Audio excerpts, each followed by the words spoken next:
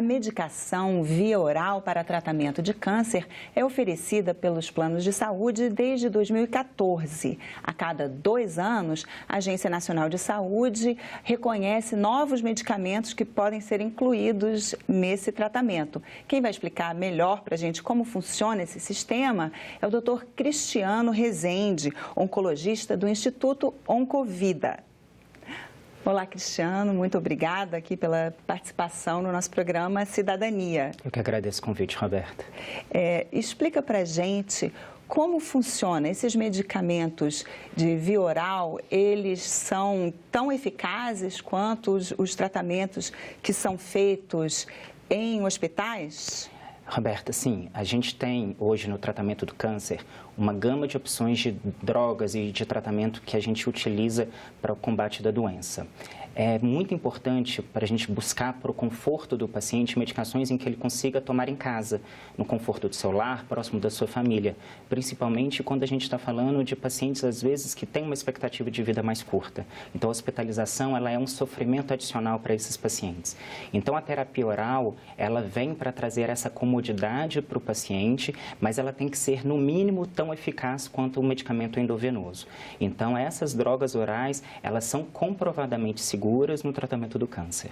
Mas nem sempre elas substituem totalmente os outros tipos de tratamento, não é isso? Exatamente. Quando a gente fala da terapia oncológica oral, de uma certa forma a gente está falando em torno de 3 grupos de medicamento, que seria a quimioterapia oral, ou seja, aquela mesma quimioterapia que a gente possui, ela é injetável, a gente apresenta ela de forma em comprimido, então o paciente às vezes precisaria ficar 3, 4, 5 dias ou até mais período dentro de um hospital recebendo aquela medicação continuamente, ele vai com ela em casa, com o comprimido tomando em casa. Existem as medicações que são a hormonioterapia, que a gente utiliza aí principalmente no tratamento do câncer de mama e de próstata, em que ele age bloqueando receptores hormonais. Então, são medicações de uso contínuo e que muitas vezes usa por tempo prolongado. Tem pacientes que ficam usando aí de 5 a 10 anos dessas medicações. E existem também as terapias-alvos, que é o grande avanço nos últimos anos da oncologia, em que você consegue identificar no tumor uma mutação específica, um receptor específico que é responsável pelo crescimento da doença e quando essa droga age, ela age bloqueando esse receptor, permitindo com que a doença, impedindo que a doença continue a proliferar. Então, como são categorias diferentes, muitas vezes é possível mesclar o tratamento. A gente fazer parte da medicação injetável, parte da medicação oral. E a ANS, que é responsável, então, por aprovar quais planos vão ser incluídos, quais medicamentos vão ser incluídos nos planos de saúde, né, vão ser cobertos pelos planos de saúde. E na última, recentemente, né, foram 8 novos medicamentos. Exatamente. O que acontece? Essas medicações, elas não necessariamente elas foram descobertas agora ou foram aprovadas para utilização agora. São drogas que já estão disponíveis no mercado há um certo tempo. Elas, inclusive, já foram aprovadas pela Anvisa para utilização no mercado nacional. A questão é que a ANS, a Agência Nacional de Saúde Suplementar, ela regula a incorporação dessas drogas pelo plano de saúde. Ou seja, a partir do momento que essas drogas entram nesse rol de procedimentos, elas passam a ter cobertura obrigatória.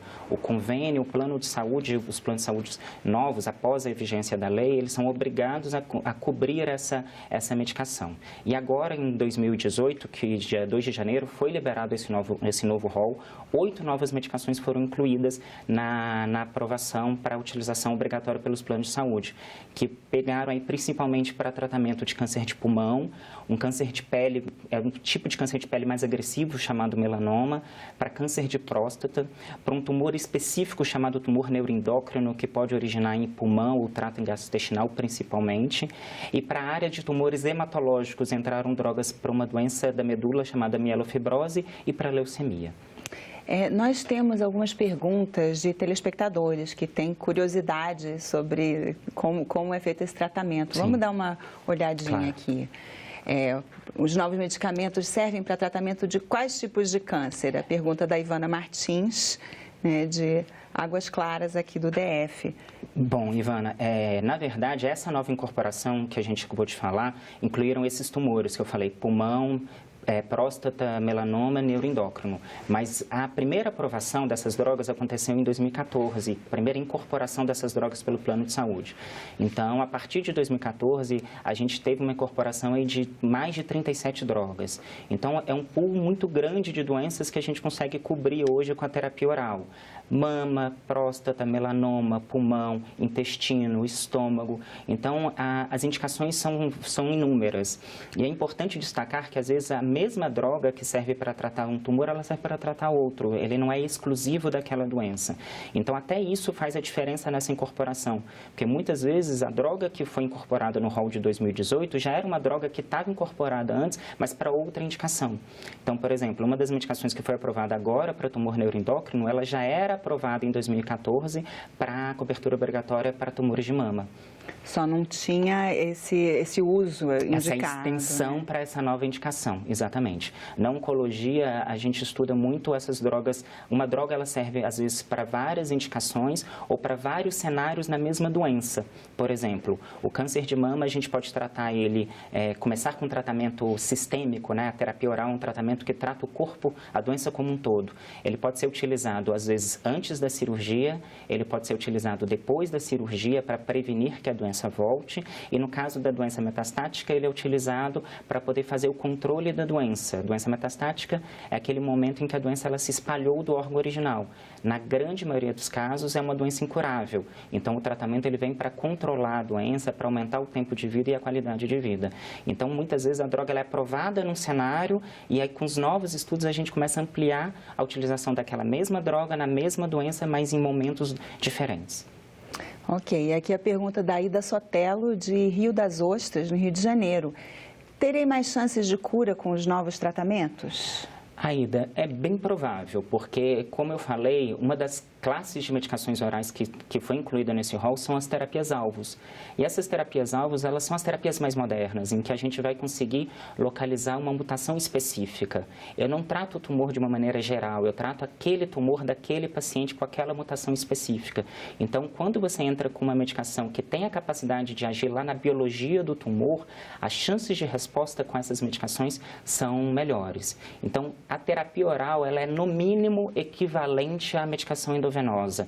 A gente não pode propor um tratamento que seja pior. Então, ela tem que trazer um resultado tão bom quanto a medicação endovenosa e, em alguns casos, até melhor. A grande questão é, como eu falei, depende do momento. Existe um melhor remédio para cada cenário e para cada momento. Então, às vezes, tem algumas doenças que existe uma medicação oral para aquela doença, mas naquele cenário a medicação endovenosa ela é melhor. Então, isso não é regra, mas normalmente ela tem essas novas drogas ela tem uma funcionalidade melhor.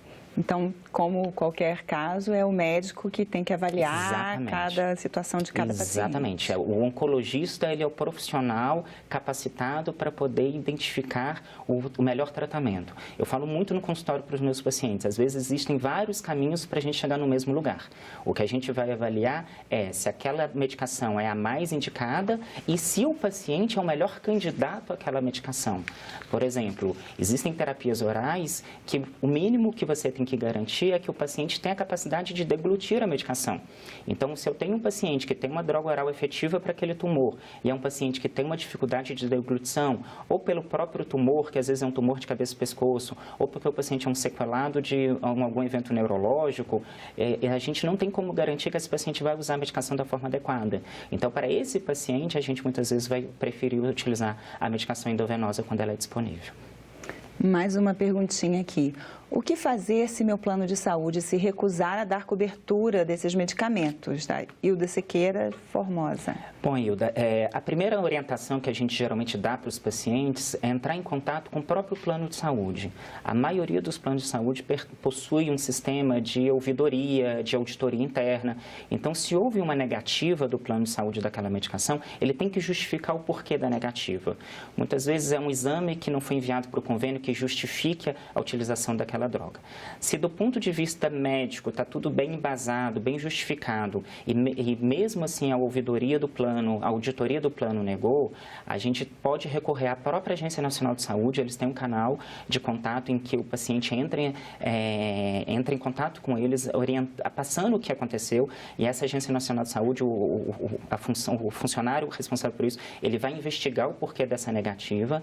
Em casos extremos, a gente orienta, inclusive, a ação judicial, que o paciente entre, muitas vezes, com mandato judicial ou Ministério Público, para poder respaldar o direito dele de ter acesso à medicação.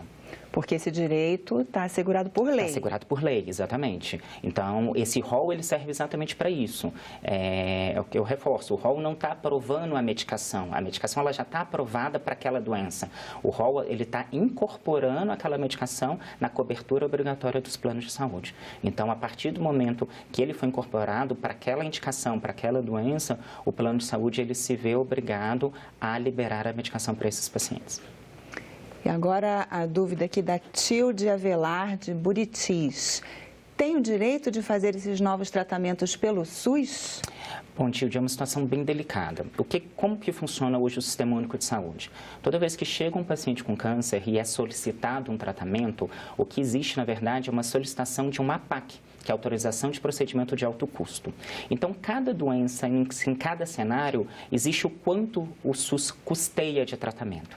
Se existe dentro daquele custo uma cobertura financeira daquela droga, ou seja, ele consegue com o valor daquela PAC comprar aquela medicação, não teria problema, a gente consegue fazer. Inclusive, existem medicações orais hoje pelo SUS. A hormonioterapia, alguns tipos de quimioterapia oral, a gente já consegue fornecer pelo SUS. O grande problema tem sido essas novas drogas, as terapias-alvos, que elas são drogas de custo mais elevado, até porque são drogas mais recentes, com tecnologia mais avançada. Então, a maioria dessas drogas não tem cobertura hoje pelo SUS, porque você não consegue entrar dentro do valor dessa PAC. Ela ultrapassa o valor da PAC, tornando inviável para o Sistema Único de Saúde custear essa medicação. E muitas vezes o paciente acaba recebendo um tratamento aquém do que ele deveria receber diante da tecnologia e de que a gente tem de ciência para oferecer para aquele paciente. Agora, não seria essas medicações via oral, elas não seriam menos custosas, menos onerosas do que... Não necessariamente, não necessariamente. É uma classe muito extensa de drogas. Então, a hormonioterapia, por exemplo, são medicações de custo realmente barato, não são medicações de custo elevado.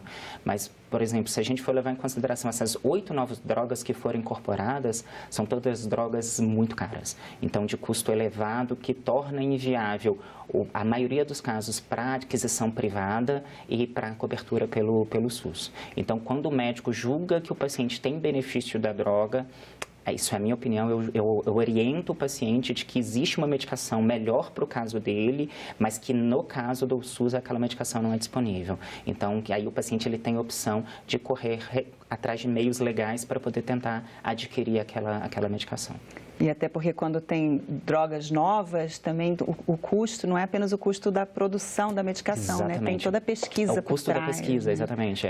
Para cada molécula que sai, para cada droga que sai, existem inúmeras que deram errada. Então, aquela medicação nova que sai, ela está custeando a tecnologia, aquela molécula, daquela droga que deu certo, mas das drogas que também deram erradas.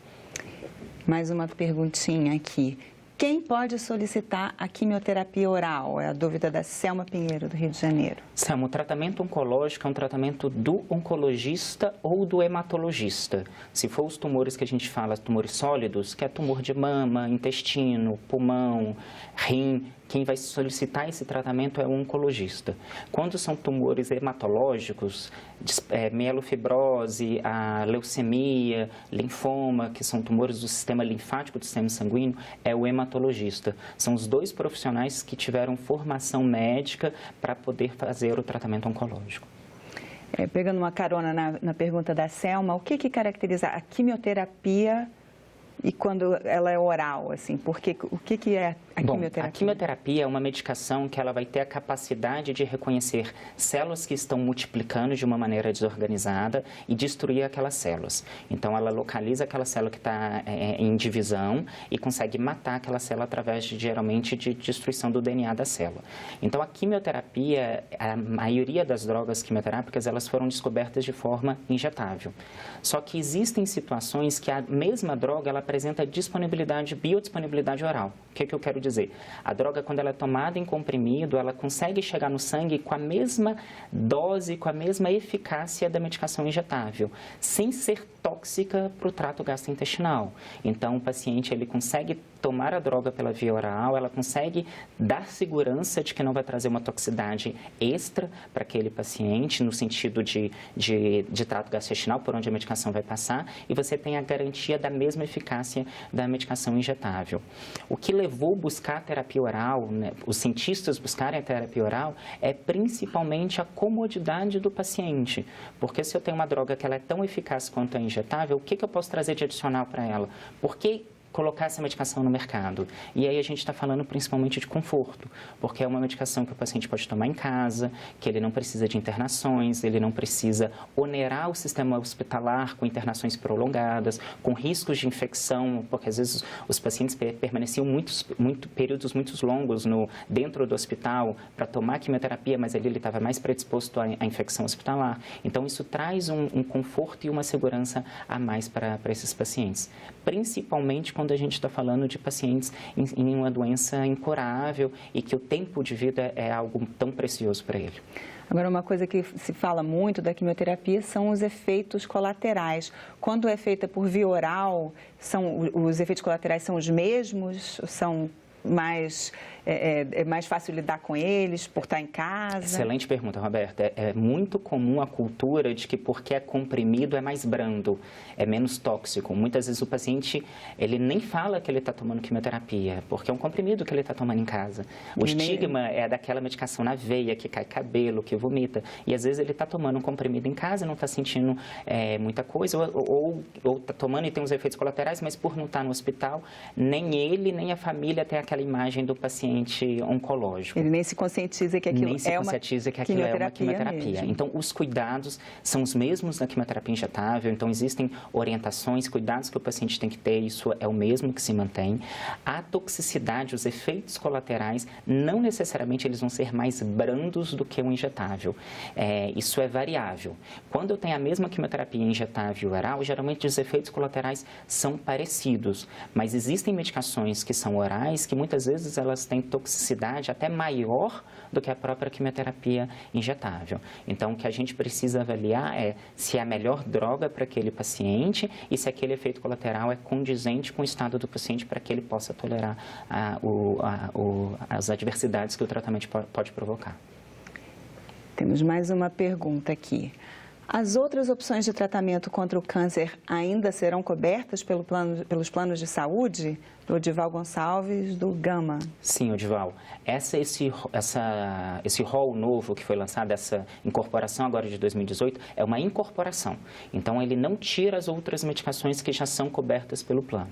Então, tudo que vinha mantido aí até 2016, que foi o último rol lançado, antes desse ano, mantém a sua aprovação e mantém a cobertura pelos planos de saúde. Então, a gente agrega novas opções terapêuticas para os pacientes pela incorporação da ANS. Então, apenas se acrescentou, nada foi retirado. Nada foi retirado. E aí, mais uma vez, assim, quem vai fazer essa avaliação de qual que é a melhor forma sempre vai ser o médico, que pode ser o oncologista ou, no caso, também o hematologista. Exatamente. Toda vez que o paciente chega no consultório, a gente, para definir o melhor tratamento do paciente, é baseado em uma série de informações. Eu brinco muito no consultório que, às vezes, eu tenho 10 pacientes com a mesma doença na recepção e cada uma vai sair de lá com um remédio diferente, porque são características diferentes, são peculiaridades específicas. Então, você tem que levar em consideração não só o tumor, mas às vezes o subtipo do tumor, você tem que avaliar muitas vezes o perfil molecular da doença, você tem que avaliar as comorbidades do paciente, o estado geral que o paciente se encontra, se é um paciente que tem performance, ou seja, ele tem condição de tolerar aquele tratamento. Então, a gente tem que fazer com que o tratamento seja efetivo, mas que seja tolerável tolerável. Então, e quem é capaz de avaliar tudo isso é o oncologista e o hematologista, e aí no caso dos tumores hematológicos. Porque até é curioso, a gente fala em câncer, mas na verdade o câncer não é uma doença, né? São muitas doenças. Exatamente, né? Exatamente. E dentro mesmo, quando você fala, por exemplo, câncer de mama. Câncer de mama hoje não é só uma doença. Câncer de mama a gente generaliza muito. Existem vários subtipos de câncer de mama e dentro desses subtipos existem subtipos moleculares em que a gente vai ter terapias específicas para cada situação. Então, a medicina hoje é uma medicina de precisão, oncologia de precisão. Então, você trata o paciente, mas o tumor daquele paciente. Então, é o câncer de mama da Dona Maria, não é da Joaquina, não é da outra paciente, porque são comportamentos diferentes. Então, para isso, o paciente chega no consultório, a gente precisa de uma série de informações, além de biópsia, exames de imunistoquímica, perfil molecular, avaliação de DNA, tudo isso é feito na célula da doença, quando é possível, para a gente poder tentar dar o remédio que ele seja mais efetivo e menos tóxico, aumentando aí consideravelmente a chance de cura do paciente. E essa distinção, essa definição, se o médico, se o especialista é oncologista ou hematologista, tem a ver com se o tumor é um tumor sólido? Isso. Os tumores hematológicos são os tumores sanguíneos ou do sistema linfático, que faz parte do sistema de defesa. Então, geralmente, esses tumores são tratados pelo hematologista. E os tumores sólidos, que são os tumores de vísceras, né? Tumor de osso, de pulmão, de mama, rim, fígado, eles são tratados pelo oncologista. Existem outros especialistas que trabalham junto. A oncologia hoje, o tratamento do câncer hoje, para ele ser efetivo, ele tem que ser um tratamento multidisciplinar. Então, por exemplo, no Instituto Oncovid, onde eu trabalho, o paciente ele é visto pelo oncologista, mas ele é visto pelo cirurgião oncológico, ele é visto pela psicóloga, pela nutricionista, pelo farmacêutico, pelo enfermeiro. Tudo isso é uma gama de profissionais que cerca esse paciente para a gente garantir que esse paciente esteja recebendo o melhor tratamento. Como a gente está falando de terapia oral, uma coisa muito importante é você ter certeza de que esse paciente está tomando a medicação em casa. Quando ele vai na clínica ou no hospital, ele recebe a medicação, você está vendo ela sendo infundida, mas em casa.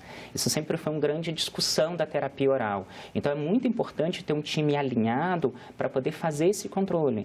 Então, no Instituto, a gente sempre entra em contato com o paciente depois para saber se ele está tomando a medicação, se ele está tolerando bem a medicação, porque às vezes o paciente começa a ter um efeito colateral, instintivamente ele para a medicação e isso vai trazer malefícios para ele. Então, muitas vezes, se ele reportar isso para a gente, e principalmente se a gente fizer a busca ativa antes desse efeito colateral se agravar, a gente consegue intervir, aliviar aquele efeito colateral e garantir que o paciente permaneça em tratamento. Então, esse controle é muito importante para que a gente tenha a garantia de que o paciente esteja tomando a medicação da forma certa, no momento certo, na dosagem certa, para que a gente esteja trazendo muito mais benefício do que malefício para ele.